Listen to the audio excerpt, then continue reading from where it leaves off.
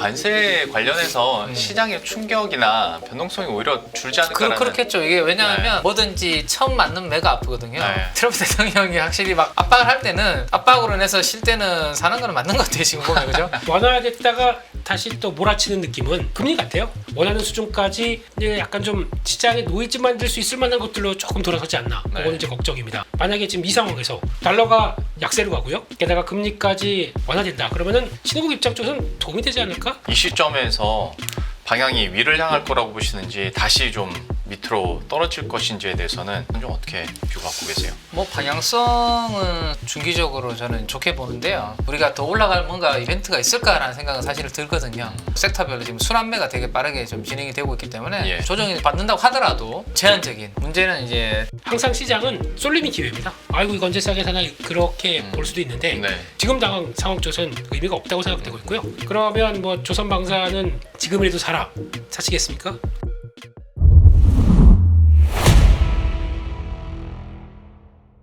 오늘 시장 좀 어떻게 보셨는지 하나하나 들어보고 또 투자 전략 세워보도록 할 텐데 먼저 팀장님께서 어떻게 보셨습니까?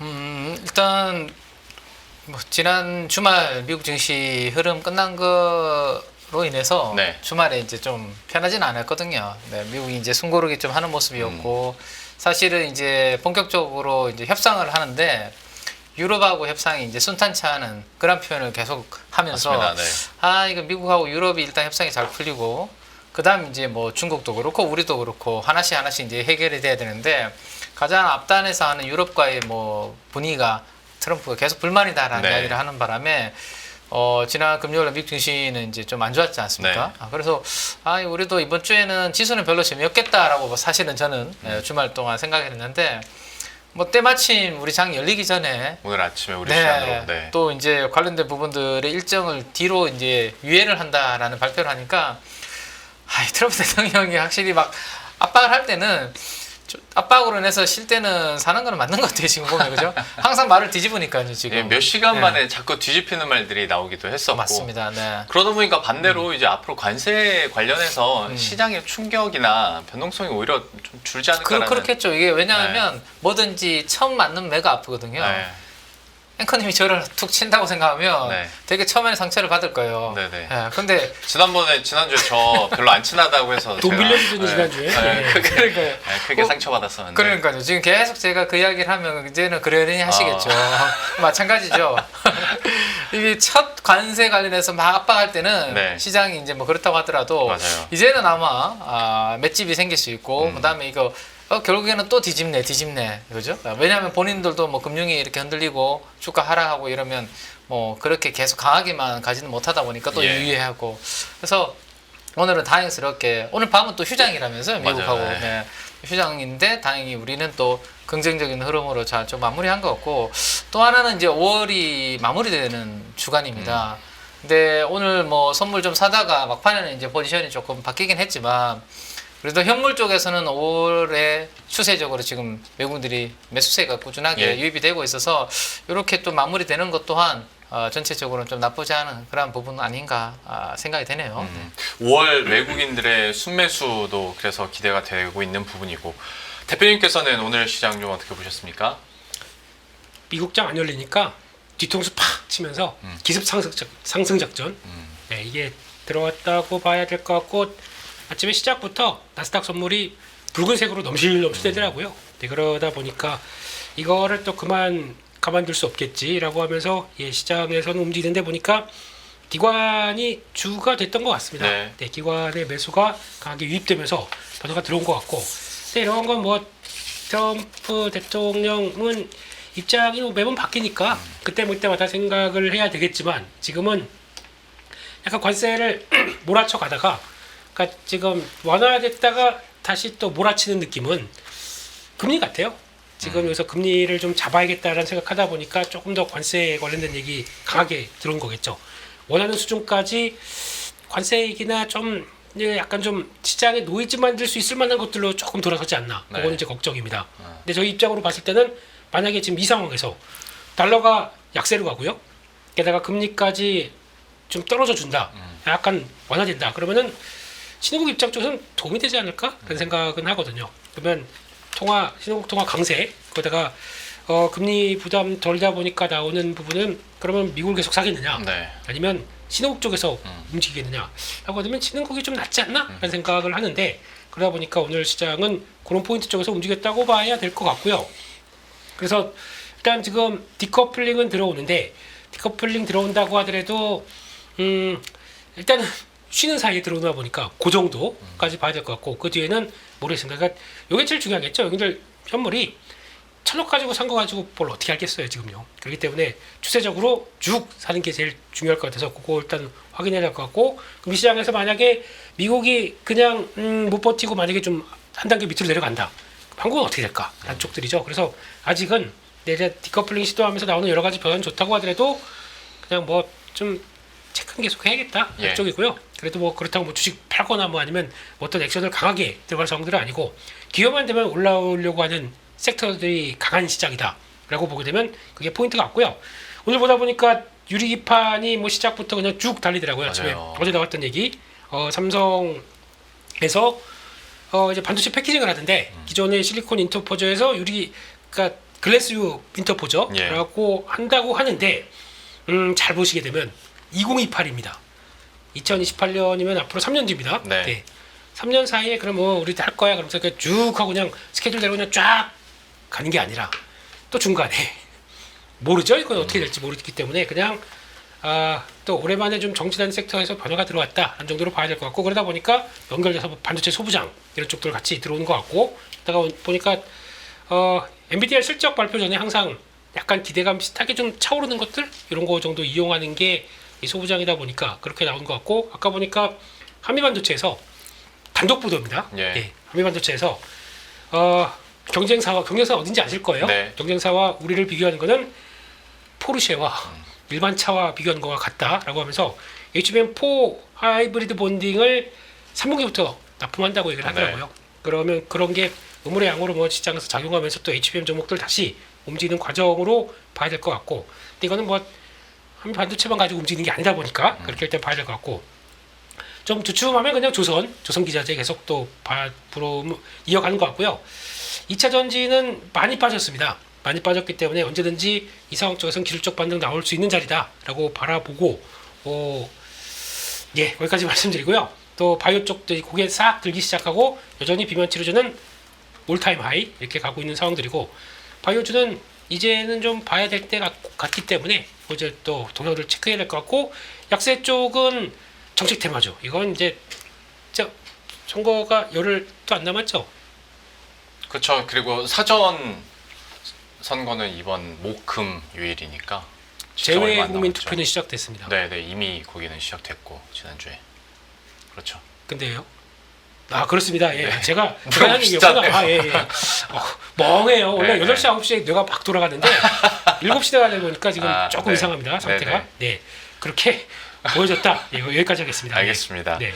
뭐 마지막에 한미반도체 얘기도 해주셨는데 SK 하이닉스와 약간 갈등이 있는 것처럼 양상이 많이 보여졌었죠. 그러다가 여기도 좀 일단락되는 분위기고 경쟁사와의 격차에 대한 자신감들도 나왔고 뭐 삼성전자, SK 하이닉스 양 어떤 공급에 대한 자신감들도 내비쳤기 때문에 오늘 장에서 강한 상승 흐름을 기록했는데 제가 이거 잘 몰라서 두 분께 동시에 좀 여쭤보는 건데 오늘 그러니까 앞에서 말씀드렸던 기관의 순매수 상위 종목들도 그렇고 지수 자체도 막판 동시 호가에서 확 올라가서 튀었잖아요. 사실 장중에 상승폭이 그 정도는 아니었는데 이거 어떻게 봐야 됩니까? 이거 뭔 일이 있었던 건지 이게 내일장까지도 이어지는 이슈로 봐야 되는 건지 이거 어떻게 해석해야겠습니까? 막판에 기간 수급이 들어왔다고요? 네네. 저는 사실은 한 2시 정도까지 이제 시장 볼 때는 기간 수급이 그렇게 큰 규모는 못 봤었거든요. 맞아요, 저는. 맞아요. 그러면 뭐 거의 그 뒤로 기간 네. 수급이 확 들어왔다는 이야기죠. 그리고 기간- 지수 네. 자체도 상승폭을 확 그렇죠. 튀었고 네. 삼성전자, 삼성생명 그리고 팀장님 좋아하시는 달바글로벌 이런 쪽도 다 막판에 그래서 분봉으로 보면 막판에 점으로 점프한 그런 상황인데 이걸 뭘로 봐야 되나 이제 밸류업 지수 얘기하시는 분들도 있고 뭐 그렇기도 한데 그건 어떻게 해석해야 될지 잘 애매해서요. 기관 투자가들도 포문가요? 뭐 있나? 그러니까 단기 자금이긴 한데 대표님께서는 뭐 혹시 뭐 낌새 있는 거 없어요? 그런 거 없고요. 네. 네. 그들이 한데 그러니까 요즘 포지션 보게 되면은 기관들이 약간 양매수 비슷하게 갔거든요. 그 무슨 얘기냐면은 ETF 본다고 하더라도 인버스랑 레버리지 같이 사는 둘 다 같이 사는 기조로 갔다가 오늘은 약간 한쪽으로 몰아가는 분위기가 아니었나라고 추정을 하는데 근데 이렇게 되면은 내일 아침에 밀립니다 바로. 왜 예. 또? 예? 그 시장이 원리죠. 뭐 동시효과가 확 올라오면 네. 그 그냥 해서 와 좋다고 그냥 쭉 가겠습니까? 초반에는 내일 미국 시장도 안 열리는데 네. 특별한 얘기 없게 되면은 일단 그거 좀 빼고 그래서 소화하고 그 다음에 다시 가려고 하는 게 일반적인 걸로 봐야 될 것 같고 근데 네. 중요한 거는 기술적으로도 한 20선 넘어가게 되면 네. 2620선 넘어가게 되면 위쪽이 이제 그냥 약간 좀 비어 있는 느낌? 거기 안착이 좀 힘들었었고요. 그러다 보니까 거기서 나오는 어떤 변화 근데 나머지 저희가 알 수 없는 무슨 뭐 어떤 이벤트 네. 이게 뭐 들어온다 이러고는 먼저 반응하게 되면 항상 그때가 되면 새로 나옵니다. 예. 이런 구조기 때문에 그냥 그런가 보다 하고 가고요. 내일은 혹시나 보던 종목이 아침 초반에 강했다가 다시 30선대로 다시 약하게 시작한다 그러면 돌아가는 이거 탄력 보고 또 사봐야죠. 네. 알겠습니다. 그리고 또 한 가지 이제 팀장님께 여쭤보고 싶은 게 왜냐면 이게 대표님은 지난번에 이미 한번 밝히셨거든요.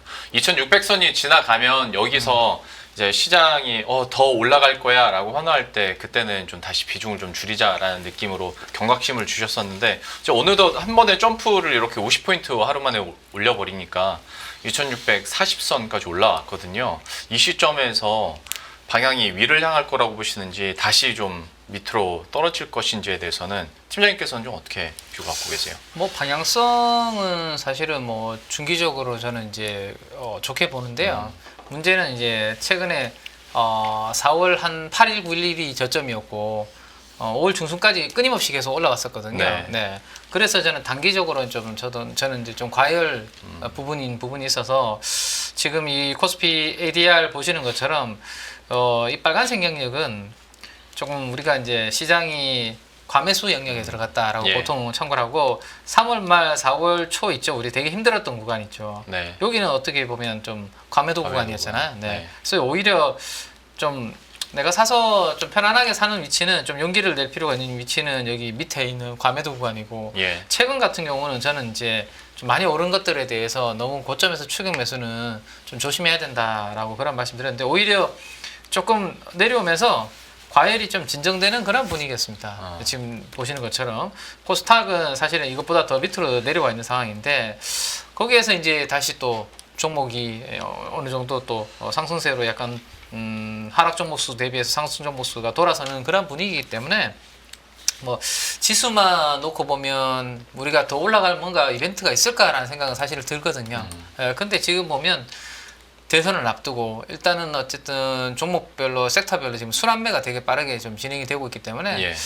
뭐 트럼프 입 때문에 조정이 받는다고 하더라도 뭐 제한적인 제가 봤을 때는 움직임 그리고 트럼프와 관세와 무관한 섹터는 여전히 네. 아까 조금 전에 말씀하셨던 조선도 그렇고요 엔터도 지금 신고가 흐름 가고 있고 뭐 나쁘지 않은 분위기입니다. 그래서 지수는 상승이 뭐 주간적으로 아주 강력한 모멘텀이 나오지 않는다면 제한적일 수 있지만 그래도 저는 뭐 화려한 업종 순환면이 있을 것 같고요.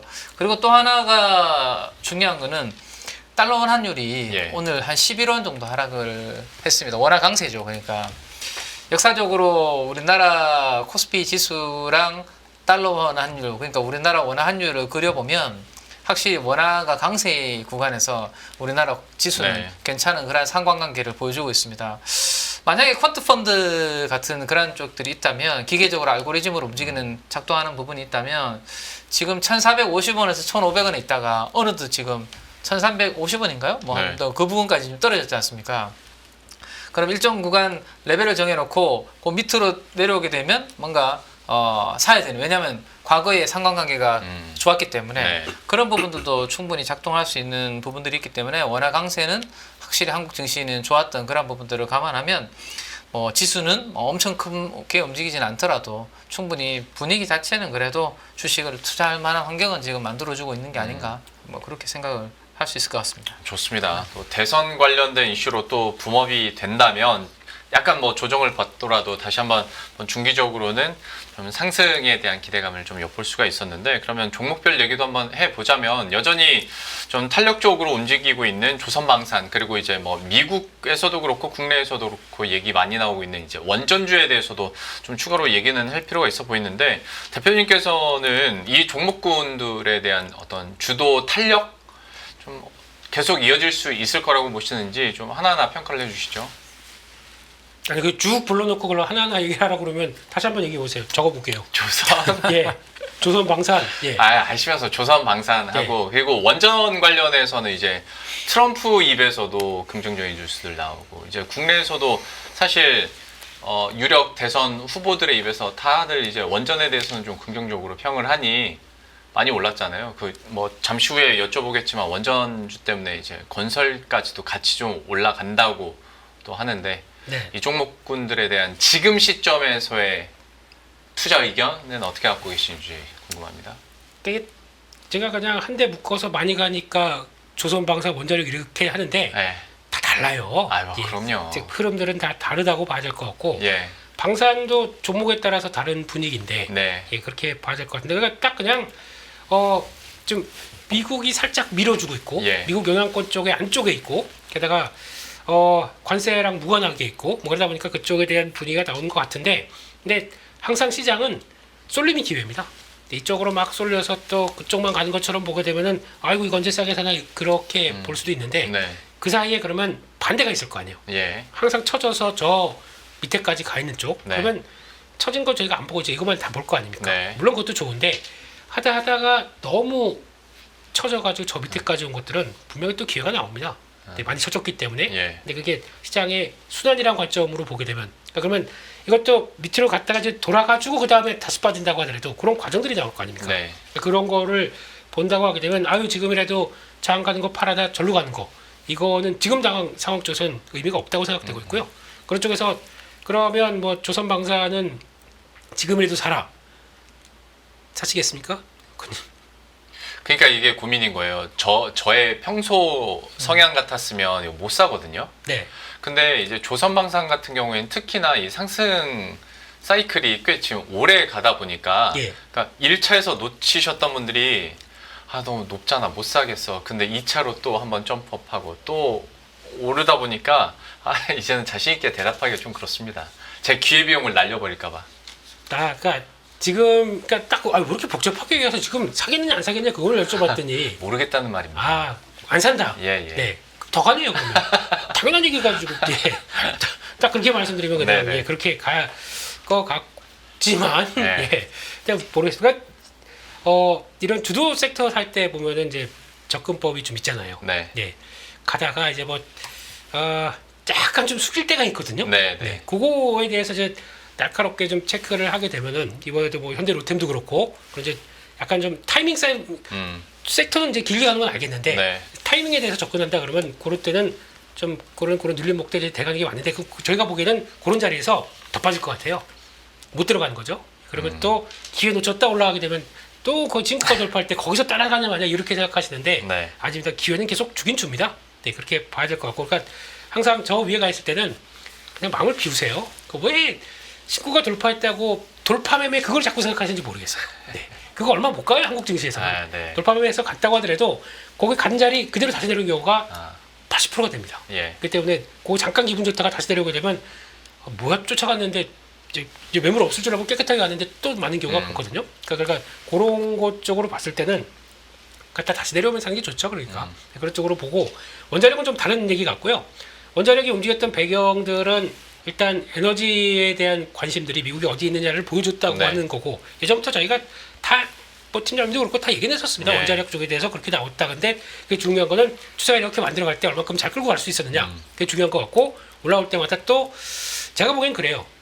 좋을 때 이렇게 계속 또 줄여나가야 나머지 이거는 그냥 끝까지 가야지 하고 나머지 가지고 그랬다가 이 에너지가 관심이 높아지는 거 아닙니까? 그러면 결국에는 또 미국이 관심 있는 쪽은 화석연료 또 이런 쪽으로 또 관심이 높다 보니까 그런 쪽으로 좀 확산되는 과정들을 또 베팅해 볼 수도 있는 거고, 그런 쪽에서 봤을 때는 지금은 원자력보다 저라면은 뭐 이제 전력기기 같은 경우 그런 쪽으로 좀 확산되는 거, 그런 거 체크해 보는 게 더 맞지 않느냐 그래서 무리해서 보는 것보다 그리고 또 하나는 이렇게 되기 시작하게 되면 우라늄 네.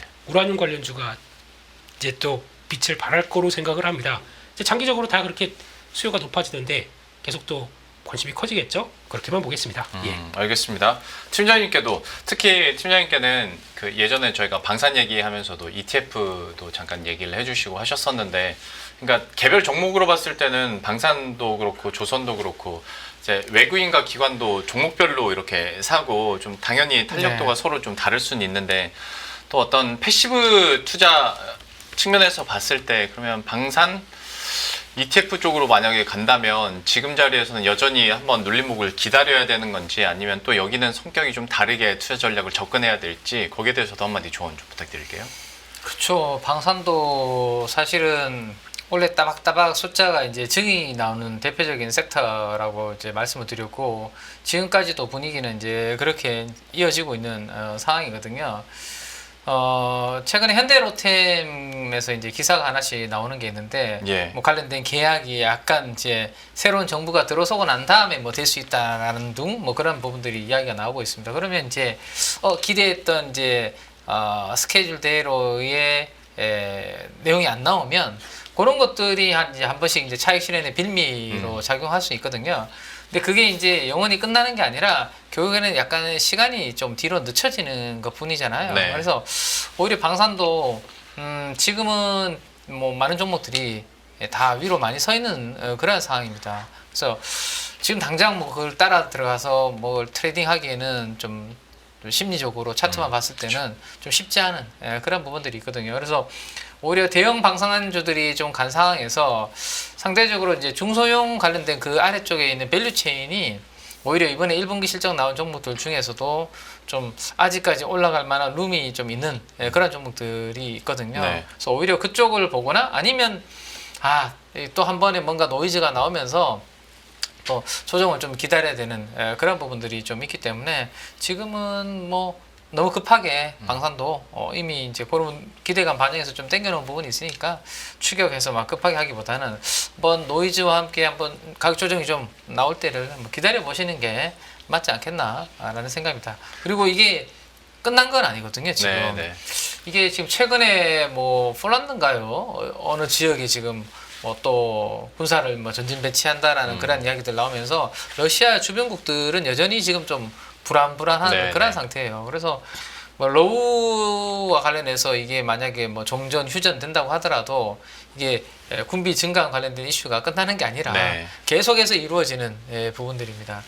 혹시 이번에 그 톰 크루즈 형님 나오는 영화 마지막 영화 예. 미션 임파서블 보셨나요? 못 봤습니다. 아직 못 보셨습니까? 네. 거기 보면 난립니다. 왜요? 거기 뭐 핵 관련돼서 네. 마지막에 각 국기에 나오면서 그 스포하지 마세요. 스포하지 네, 마세요. 아무튼. 보러 가시려고 그랬더니 이제 어차피 못 가요. 애 봐야 돼서. 네. 같이 가면 되죠. 애 못 볼걸요? 7살이어가지고. 일단 부모 동의안 들어갈 수는 있는데요. 네. 너도 이제 저런 멋진 형님이 되라. 빨리 얘기하시죠. 넘어가겠습니다. 예. 제가 못 봐서 지금 이해 못하고 있는 거예요? 아닙니다. 아니죠. 네, 저도- 이상한 드립이었던 저도 거죠. 이해를 못해가지고 지금 계속 마무리를 해야 말씀해주세요. 되나 연결. 아무튼 거기도 보면 영화에서도 보면 네. 끝없이 계속 그 경쟁을 하고 있거든요. 군사력 관련해서 영화 비단 영화가 아니라 현실에서 그렇게 진행이 되고 있기 때문에 이거는 뭐 단기적인 휴전 종전과 관련 없이 앞으로 이 부분은 간다라고 좀 보시는 게 맞을 것 같고 또 네. 하나는 우리가 쉬는 사이에 그 물론 이제 미국 국방부에서는 아니라고 이제 선을 그었지만 5천 명인가요 우리 주한미군을 네네. 다른 쪽으로 재배치한다라는 뭐 그런 이야기도 나오고 있잖아요. 네. 충분히 그런 이야기들 나오면 물론 트럼프는 관세 어느 정도 끝나고 나면 저는 계속 남북 관련된 그 그러겠죠. 방위비 네. 이야기 할 거라고 저는 생각을 하고 있는데 그런 부분들을 감안하면 국내에서도 지금은 해외 쪽으로 우리가 수출 모멘텀으로 많이 되고 있는데 내부적으로 우리가 뭔가를 좀 다시 좀 채워야 되는 그런 부분들도 분명히 좀 있지 않을까 생각입니다. 팀장님 원전주는 좀 어떻게 보세요? 여기도 사실 이런 모멘텀이 될 만한 뉴스가 나온 지가 꽤 됐어요. 꽤 됐죠. 그리고 네. 직접적인 수혜가 예상되는 종목군들의 주가 보면 정말 꾸준히 가파르게 맞아요. 오르고 있거든요. 제가 최근에 원전주에 대해서 말씀드리는 부분들에 대해서는 우리 그 비행기 활주로 이륙하는 그 이야기 많이 드리고 있거든요. 예. 오늘 현대건설 같은 경우 아까 건설주도 뭐 원전에 연결되는 예. 부분이다 보니까 요거 밸류체인 잠깐만 요거 한번 보고 바로 설명드리면 될 것 같은데 우리 아까 대표님께서 말씀하셨던 우라늄 관련된 부분은 이쪽 영역이거든요. 가장 밑단에 있는 이 해결료 이쪽에 있는 겁니다. 뭐 카메코라든지 센트러스 에너지라든지 그런 기업들이고 그다음 이제 우리나라에서 움직이는 부분들은 그쵸. BHI라든지 예. 두산 에너빌리티 뭐 이런 쪽인데 생각보다 이게 강하게 움직이는 이유가 미국이 원전에 대해서 엄청나게 힘을 쓰겠다라고 트럼프가 이야기를 하고 있지만 네. 막상 원전을 손 놓은 지가 수십 년입니다. 네. 하고 싶어도 할 수가 없는 그런 부분이죠. 조선도 우리나라 손 내밀고 일본 손 내밀고 같이 가자라고 하는 것처럼 원전도 본인들은 그렇게 내외 증설을 하고 싶지만 막상 주기기라든지 보조기기를 할 수 있는 제한적인 공급할 네. 수 있는 부분이 제한적이고 우리나라가 결국엔 여기 같이 가야 되는 방향이거든요. 그게 같이 이번에도 이 원전도 같이 연결됐다라고 보시면 됩니다. 이게 국내 내부적으로 우리가 뭐 그 선거 관련해서 움직이는 거면 이렇게까지는 움직이기 그쵸. 어려울 겁니다. 네. 글로벌리 이게 지금 테마고 미국이 하기 어렵고 우리가 같이 가야 되는 방향이기 때문에 이 시세가 이렇게 강한 거거든요. 그리고 바로 오른쪽에 현대건설이라든지 DL-ENC 같은 이 시공사들이 여기에 엮여있기 때문에 네. 건설주들이 움직이는 건데 문제는 건설주들 같은 경우가 각도가 현대건설 같은 경우는 상당히 좀 가파르게 지금 오늘 맞아요. 올라가고 있습니다. 각도가. 근데 지금 한 달 전만 하더라도 사실은 4월 한 초만 하더라도 좀 박스권에 갇혀있던 주식이 서서히 움직이다가 지난 금요일 오늘은 거래량도 좀 뽑으면서 움직이고 네. 있거든요. 자 이럴 때는 이제 유혹하는 봉이면서 제가 봤을 때는 마지막으로 원전에 대해서 편수 못해서 야 나 조선도 못 샀고 방산도 못 샀는데 원전은 놓치지 말아야지 라는 사람들을 유혹할 수 있는 봉들이 지난 금요일과 저는 오늘의 봉이라고 생각이 되거든요. 물론 여기에서 더 달릴 수는 있습니다. 근데 우리 그 앵커님도 아시겠지만 이격도라는 거 있죠. 우리 예. 이동평균선과의 주가 얼마나 괴리가 벌어져 있는 이격도. 제가 오늘 그래서 좀 한번 해봤습니다. 이 현대건설을 60일 이동평균선이랑 2020년 이후로 이격도를 한번 쭉 그려봤거든요. 그려보니까 제일 많이 60일 이동평균선이랑 이격이 벌어졌을 때가 160%입니다. 예. 그게 아마 2018년도 정도 될 거예요. 예. 그러면 60일 이동평균선보다 60%나 더 위에 올라가 있다는 거거든요. 네. 근데 오늘 보시면 거의 150%대입니다.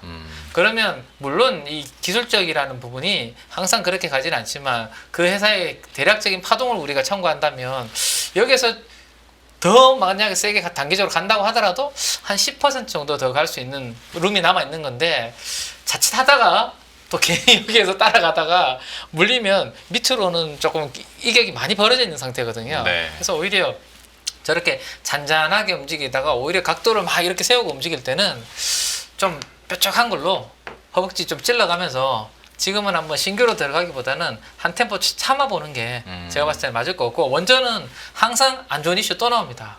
뭐 지연된다는 둥 누가 또 반대한다는 네. 둥 그런 이야기가 중간중간에 거의 1년 동안 계속 나왔습니다. 근데 최근은 그런 이야기 없이 뭐 미국이 막 땡기니까 지금 가는데 혹시라도 그러한 뉴스 나오면서 좀 눌리면 오히려 그럴 때가 다시 한번 또 기회가 되지 않을까 싶고 지금은 저는 개인적으로 각도가 너무 서 있는 게 아닌가라고 생각이 되네요. 예로 들어주신 2018년 때도 그랬고 2021년 초 네네. 때도 좀 그랬었고 다 그 이격도 한 150에서 160% 사이에서 좀 맞고 떨어지는 것도 패턴으로 좀 나오는데 이 부분에 대해서는 여러분들도 좀 참고하시길 바라겠고요.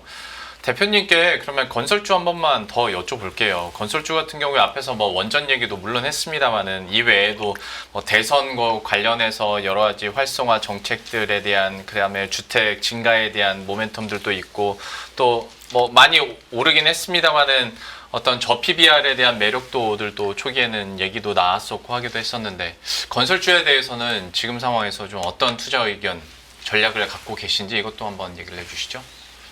네, 원자력 하니까 또 생각나는 게 이제 막 또 뜨는 게 또 하나가 있는데 네. 지금은 얘기가 별로 안 나올 것 같은데요. 지금 SMR 저희가 많이 그렇죠. 얘기를 하죠. 네. MMR도 있습니다. MMR. 예, M&M 초콜릿 같이 네. 마이크로한 거. 앞에 마이크로, 아. 모듈, 네. 리액터. 한다는 식 얘기하기. 그거는 적절했던 것 같습니다. 방금의 드립은 그래도 기억하기 쉬운 드립이었습니다. 예. 네. 드립도 판단을 하시나요? 예. 저지 오브 드립. 예, 그렇습니다. 그래서 일단 역시 영어 공부하세요.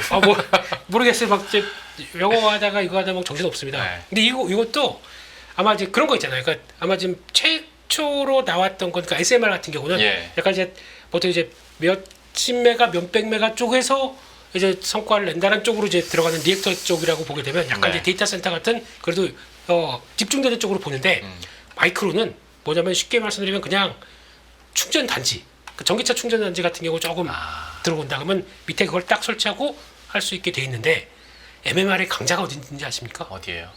한때 사고도 많이 쳤던 네. 현대 엔지니어링. 이게 그래도 지금 속도는 가장 많이 낸 회사로 알려져 있습니다. 네. 그래서 아마 이게 지금 캐나다 SMR은 캐나다가 제가 보기엔 더 진심이에요, 미국보다. 그래서 지금 사스카추안, 온타리오 뭐 몇 개 주 벌써 다 푸시 막 들어가고 있는데 발주만 나오면 발주 나와서 이제 성과만 내면은 그걸 받겠다 그런데 가장 앞당기는 쪽들이 네 그래도 현대건설이다 보니까 그렇게 지금 시장의 평가 나오고 있고 그렇죠. 갑자기 생각나서 그렇게 봐야 될 것 같고요. 예. 그 건설에서 나온 이제 건설, 네. 건설을 볼 때 일단 지금 지난주에 나왔던 리포트 회사 리포트 중에 하나 UBS에서 GS 건설 가지고 리포트가 나왔는데 제가 이걸 갖고 나온 얘기가 아니라 여기서 나오는 왜 건설주에 대해서 갑자기 셀에서 바이로 바뀌었느냐 요걸 좀 중요하게 보셔야 될 것 같습니다. 네. 결론적으로는 건설주 움직이게 되면 저희가 먹을 게 무척 많습니다. 한쪽으로 건설주 움직이게 되면 아직까지 대형주가 움직인다 그러면 이제 건설 경기가 중요할 거 아닙니까? 거기서 나오는 뭐 아까 얘기했었던 이제 뭐 정부 정책과 뭐 또 금리가 이제 되는 과정들 그거 보게 되면은 이제 움직이는데 그러면 중소형 건설사도 움직여야 되겠고요. 네. 이게 끝이 아닐 거 아닙니까? 건자재도 움직여야 되겠죠. 이런 쪽으로 파장이 점점 더 커지다 보니까 그렇게 되면은 요거 하나가 잘 움직이게 되면은 나머지 종목들도 먹을 게 많다라고 보시면서 건설주는 그냥 일단 내수 쪽이에요. 내수 쪽이죠. 네. 내수 쪽이 움직이는 변화들을 한번 보시는 게 맞다라고 봐야 될 것 같고 주택 경기 관련된 쪽에서 전망을 했었는데 주택 착공이 2022년, 23년 59% 급감했습니다. 공급 절벽이네요. 네. 그러면 해서 착공이 안 됐는데 2, 3년 동안 그러니까 1, 2년 적어도 1, 2년 동안은 뭐가 들어오겠습니까? 그러면 24년, 25년은 없어요. 공급이 없어요. 근데 물론 뭐 미분양된 쪽 지방은 있다고 하더라도 근데 우리가 살고 싶어하는 그 자리, 네. 네, 그 자리는 공급이 없어요. 거기다가 중간에 재건축한다고 해서 재건축에 대한 기대감도 있었는데 그거마저 딜레이가 되다 보니까 없습니다. 그렇게 되다 보니까 요즘 혹시 앵커님 사시는 지역, 네. 네, 3년 내 최고가 아니세요? 부동산? 아닙니다. 어디 사세요? 아니요. 근데 저희는 아닌데 네. 대표님 사시는 데는 3년 내 최고가일 겁니다. 이야.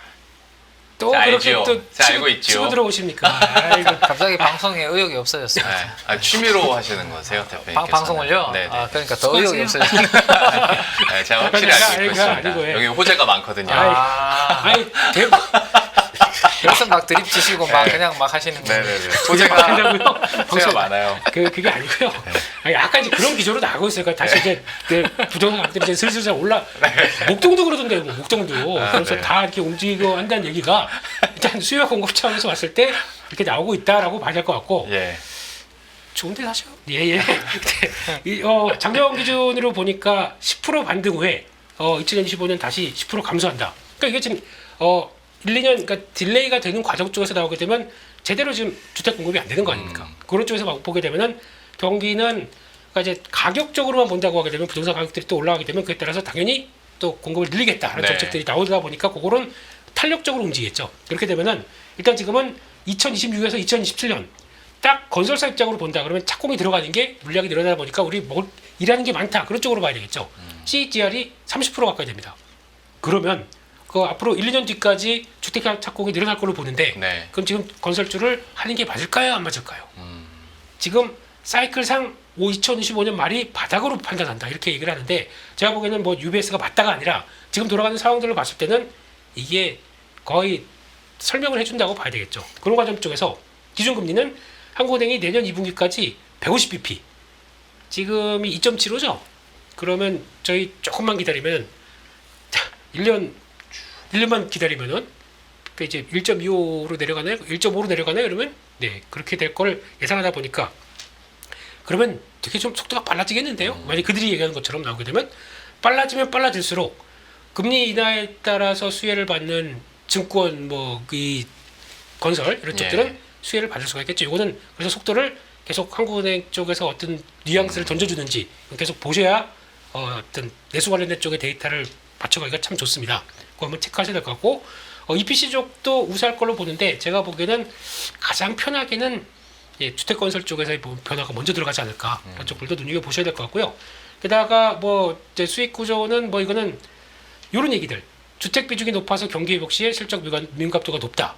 그거는 당연한 얘기겠죠. 근데 오늘 보니까 HDC 현대산업개발이 낙폭이 컸습니다. 네. 영업 정지 먹었죠. 지난번에 나왔던 사고 가지고 네. 한 달인가 받다 보니까 거기에 따른 여파로 보는데 과거 데이터 가지고 과거 사건 가지고 영향을 끼치겠지만 영업 정지를 따라서 나오는 변화이기 때문에 주가에는 그리고 실적의 기대감은 약간 좀 훼손됐죠.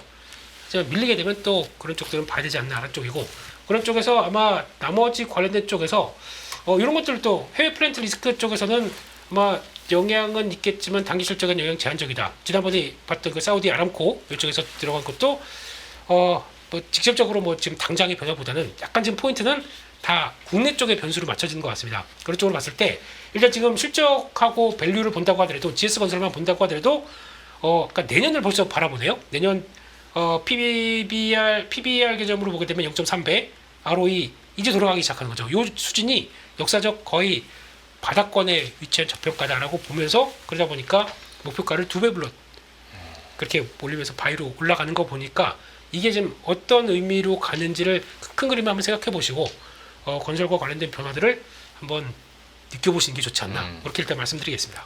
팀장님께서는 건설주에 대한 뭐 특별히 보고 있는 관전 포인트 있으실까요? 저는 요 기사 오늘 5월 26일이죠. 네, 기사 하나 보면서 이거 설명드리면 될 것 같은데 네. 경기도 관련된 이야기인 것 같아요. 수도권 광역시 쪽에 분양하는 아파트 분양가가 4년 만에 60% 폭등했다라는 이야기인데 이렇게 되면 이제 어떻게 되냐면 그나마 수도권이랑 광역시 쪽에 분양하는 메이커 좀 큰 건설사들 조금 전에 이제 대형 건설사들 있잖아요. 네. 그들은 실적이 좀 양호하게 나올 가능성이 높습니다. 그러면 이제 아까 말씀하신 것처럼 좀 대형 건설사주들 위주로 먼저 약간 업황이 돌아서는 그런 부분들이 될 수 있습니다. 대표적으로 뭐 당연히 현대건설이라든지 그다음에 GS건설 조금 전에 예를 들으셨던 이제 HDC 현대산업개발은 오늘 뭐 약간 노이즈 나오면서 주가는 빠졌지만 그거는 뭐 좀 후행적이라면 어쨌든 여기도 메이커 가지고 있는 아파트니까 어쨌든 뭐 이쪽은 분위기는 나쁘지 않을 것 같아요. 그래서 근데 이제 이러한 메이커 대형 건설사들 외에는 물량이 좋은 지역에 없으면 분양 자체가 좀 힘들어지고 분양도 잘 안 되는 그런 건설 쪽도 양극화가 될 가능성이 제가 봤을 때는 좀 있다. 그래서 일단은 큰 건설사들 위주로 좀 보시는 게 맞을 거고 내가 건설주로 본다면 워낙 많이 빠져 있으니까. 근데 이거를 너무 빠르게 중소형 건설사까지 좀 옮겨가시기보다는 일단은 그쪽에 보시고 이 옮기가 만약에 지방이라든지 좀 약간 확산이 되는 그런 부분들이 좀 있으면 그때는 이제 중소형 건설사까지 좀 보시는 괜찮은데 아직은 뭐 지방의 중소형 건설사까지 보기에는 너무 좀 조금 불편한 부분들이 있기 때문에 먼저 지금은 수도권 광역시에서 좋은 위치에서 분양 잘하는 그런 쪽 위주로 보는 게 맞지 않을까 생각입니다. 시공순위 뭐 10위권에 드는 대형 건설사 위주로는 일단 반응이 올 것 같은데 중소형사에 대해서는 아직은 좀 시간을 갖고 조심하자라는 얘기도 덧붙여 주셨으니까 건설주 투자에 있어서는 좀 유념해 두시길 바라겠고요. 와, 왜요? 전국에서 또 매매 가격 지금 조회 보다 보니까 대표님 아파트가 제일 많이 그만 좀 하세요. 이제 주소 부르세요. 뭐 하나 보내드릴 테니까요. 전 갑니다. 두 분에서 자꾸 서로 뭐 자기 아파트 이야기하시. 전국에서요. 거기가 다 지금 쭉 보다 보니까 다 그냥 좀 주춤 뭐 지방은 아직까지 뭐 그렇게 온기가 안 되는데 울산 축하드립니다. 제가요? 아니 울산은 맞으잖아요. 저 대구입니다. 죄송합니다. 두 번 죽이시네요. 오늘 번번이 울산이 어떤 분이셨대요? 울산이 좋은 이유가 최근에 거제가 장난 아니에요. 그렇죠. 거제가 제가 아는 지인분 중에 한 분도 여기 경기도 쪽에 계시던 분이 네. 일자리가 그쪽이 지금 요즘 괜찮으니까 요즘 분위기가 다 지금 그쪽으로 다 내려가고 계십니다. 뭐 영접부터 시작해서 네, 네, 네. 페이도 더 많이 주시고 예, 그래서 그쪽에 어쨌든 내려가면 살 집은 뭐 원룸을 구하든지 아니면 전세를 하든지 막 이렇게 돼야 되잖아요. 그게 이제 그쪽 시세를 지금 밀어 올려서 꽤 그쪽 동네는 만만치 않은 것 같더라고요. 네. 축하드렸습니다. 저 울산 아니고 대구입니다. 대구는 마이너스 0.1이네요. 네, 대구를 계속. 죄송합니다. 예. 근데 뭐 특별히 그러니까 그 울산을 얘기하신 이유가 있으세요?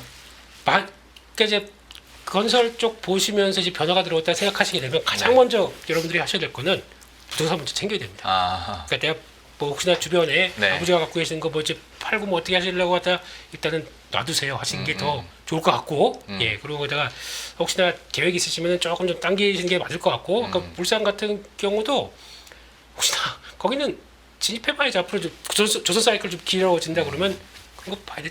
울산이 자동차랑 연결되는 둘 다 둘다 있죠. 있죠. 그렇죠. 둘 다 네. 있습니다. 네. 아무래도 뭐 울산, 거제, 통영 뭐 여기까지는 네, 예, 다 그런 쪽으로 영향을 끼칠 테니까 그런 쪽에서 그냥 갑자기 생각나서 말씀드렸습니다. 알겠습니다. 매일 돈을 쓰는데 그 가치는 누가 정할까요?